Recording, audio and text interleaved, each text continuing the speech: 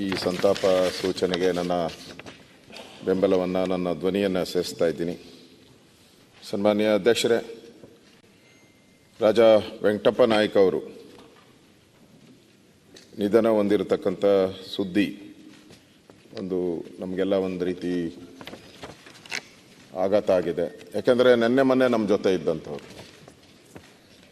ಇದೇ ಸದನದಲ್ಲಿ ಚುನಾವಣಾ ಆಯೋಗ ಚುನಾವಣೆ ಅವ್ರಿಗೆ 5 ವರ್ಷ ಗ್ಯಾರಂಟಿ ಕೊಟ್ಟಿದೆ, 5 ವರ್ಷ ಅವ್ರ ಸದಸ್ಯರಾಗಿರುವಂಥವ್ರು. ಆದರೆ ವಿಧಿ ನಿಯಮದಲ್ಲಿ ಅವರಿಗೆ ಅವಕಾಶ ಸಿಗಲಿಲ್ಲ. ನಾವು ಏನೇ ಪ್ರಯತ್ನ ಮಾಡಿದ್ರೂ ಕೂಡ ಭಗವಂತ ಒಬ್ಬ ಇದ್ದಾನೆ, ತಾವು ಕೂಡ ಅದನ್ನೇ ಹೇಳಿದ್ರಿ, ಭಗವಂತ ಒಬ್ಬ ಇದ್ದಾನೆ, ಅವಕಾಶ ಕೊಡೋನು ಅವರು.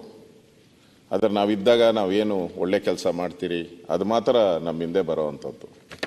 ಆದರೆ ರಾಜ ವೆಂಕಟಪ್ಪ ನಾಯ್ಕ ಅವರು ಭಾಳ ಸರಳ ಸಜ್ಜನಿಕೆಯವರು. ಯಾವುದೇ ಕಾಂಟ್ರವರ್ಸಿಗೆ ನಾನು ನೋಡ್ದಂಗೆ ಯಾವುದೇ ಗಡಿಬಿಡಿ, ಯಾವುದೇ ಕಾಂಟ್ರವರ್ಸಿಗೆಲ್ಲೂ ಯಾವುದು ಕಾಣಿಸೇ ಇಲ್ಲ ಎಂದೂ ಕೂಡ. ಅವರಾಯಿತು, ಅವ್ರ ಕೆಲಸ ಆಯಿತು, ಅವ್ರ ಕ್ಷೇತ್ರ ಆಯಿತು.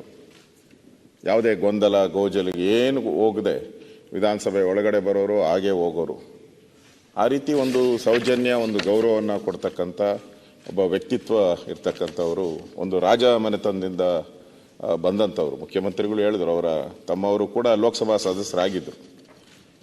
ಇಡೀ ಕುಟುಂಬ ಒಂದು ರಾಜ ಮನೆತನದಲ್ಲಿದ್ದರೂ ಕೂಡ ಒಂದು ಸ್ವಾತಂತ್ರ್ಯದ ಹೋರಾಟದಲ್ಲಿ ಅವರ ತಾತ ಅವರೇನು ಪಾಲ್ಗೊಂಡಿದ್ದರು.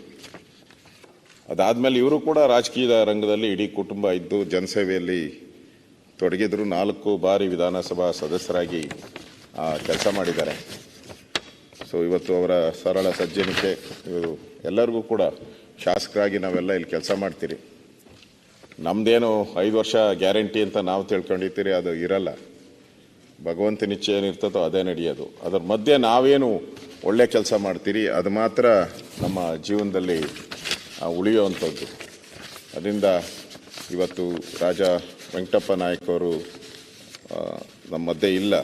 ಅವರ ಕುಟುಂಬ, ಅವರ ಬಂಧುಗಳು, ಅವರ ಅಭಿಮಾನಿಗಳ ಏನು ದುಃಖ ಸಾಗರದಲ್ಲಿದ್ದಾರೆ, ಅವರೆಲ್ಲರಿಗೂ ನಾನು ಕೂಡ ಅವ್ರ ಜೊತೆ ಸಂತಾಪ ವ್ಯಕ್ತ ಮಾಡಿ, ತಾವು ತಂದಿರ್ತಕ್ಕಂಥ ಏನು ಈ ಒಂದು ಸಂತಾಪ ಸೂಚನೆಗೆ ನನ್ನ ಬೆಂಬಲವನ್ನು ಕೋರ್ತಾ ಇದ್ದೀನಿ ಅಧ್ಯಕ್ಷರು.